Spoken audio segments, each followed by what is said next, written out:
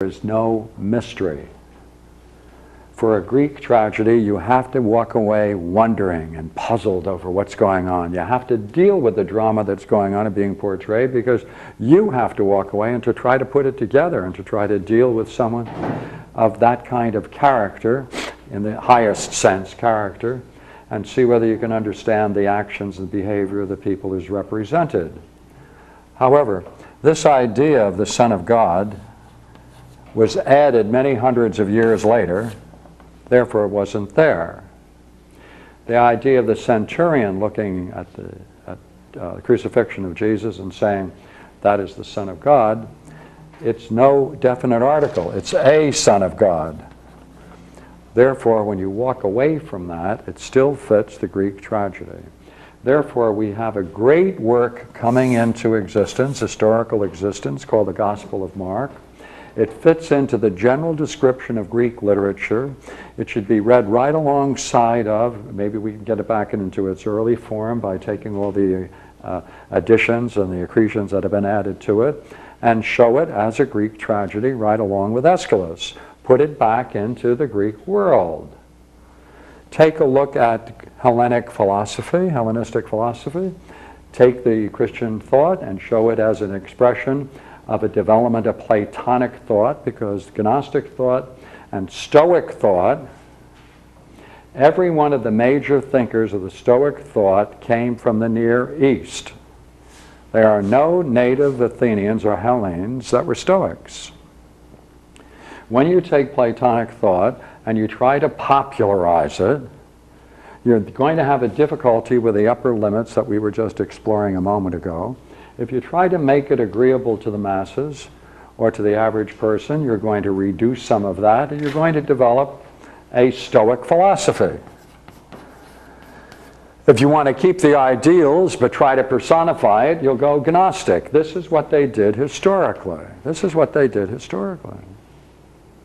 Therefore, the goal of Christianity in the modern age is to recognize that it really is a Hellenistic development, a very significant Hellenistic development. It should be put back into the model.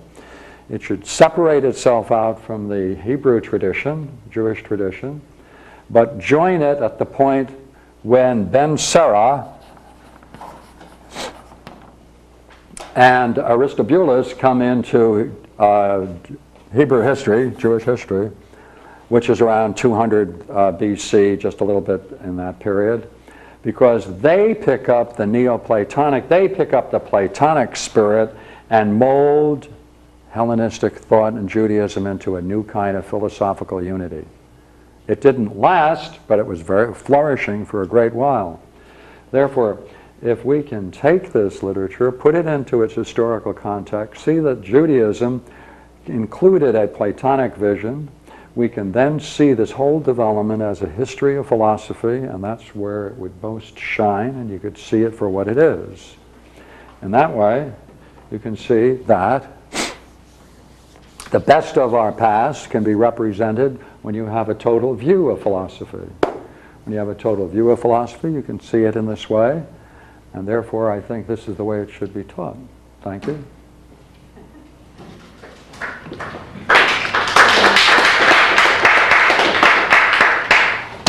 Let's have some fun and throw some questions around.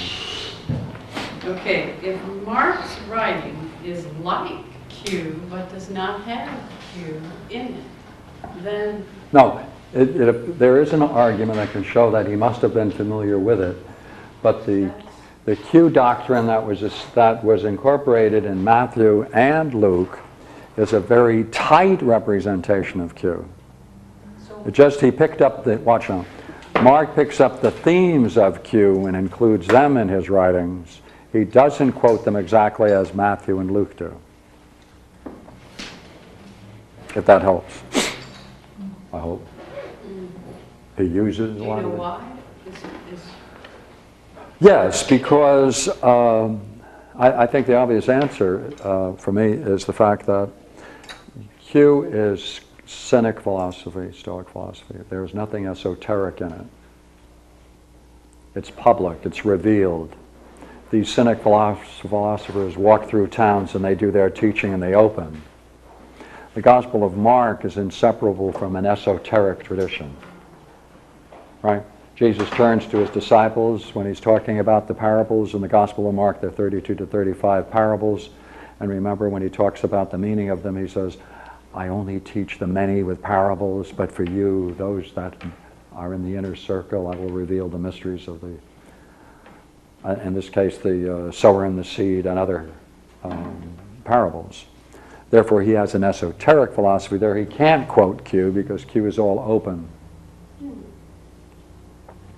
Exoteric versus esoteric. Was there a historical Jesus, or are we better off just to forget about that and just look at the drama per se as a drama? Yeah. A good number of very well-respected people who spent their lives in this have given up on the historical quest. Because if the earliest work doesn't portray Jesus in terms of the way in which traditionally he is portrayed. So this is sometimes called the problem of authenticity. Here's the problem of authenticity. If you want to make a judgment about what sayings of Jesus are authentic and which are inauthentic, the usual standard is if it's in Matthew, it's authentic. If it's not, it's not. Well, Matthew's the first gospel. That was the one that was said for many, many years to be the primary gospel. They thought Mark was an abridgment of Matthew for many, many hundreds of years before it was shown it was not true. Have they translated the Codex Sinaiticus into English? Oh, yes. The Greek text has been available since 1879. Tischendorf found it in 1879 and took it and edited it in a very magnificent way. And it's been available since 1879, 1880. Did you get a copy of it? Yeah, yeah. You don't need to. The edited text of the New Testament by Alland has sub-footnotes to show the deviations from that. So you can do it by inference, or you can get it. You can get it through internet, email. How does the Q text and the Stoic expression compare to Maccabee's thesis that Jesus fit the traditional education of a Pharisee or the traditional rabbinical thinking of the time? The traditional rabbinic thinking at the time of the Maccabees was Hellenistic. The whole development of the rabbi and the student, that whole tradition came out of the Hellenistic influence in the fourth century. Yeah. But remember, the Maccabees, the writing of the Maccabees, is in opposition to the Hellenistic culturalization. Well, I guess what I'm just... I mean, it just... If you just look at the Q, I mean, from your reading of both those texts, if you look at what you see as a representation of a Stoic philosophy, and to whatever degree you're familiar with the positions of the rabbinical schools at that time, would it fit that? I think there's several thinkers that really are worth studying, and one is Ben Sira, one is Aristobulus, who lived at that time, and who were really, I would say, very insightful Platonists that were part and parcel of the Hebrew tradition at that time and created quite an impression and development.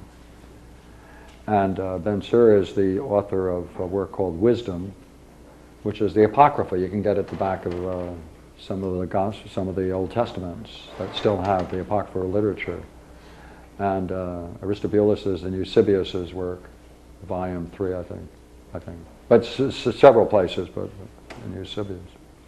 It would be good to have a weekend seminar just on those two people so you can contrast the two and you can see it's very profound.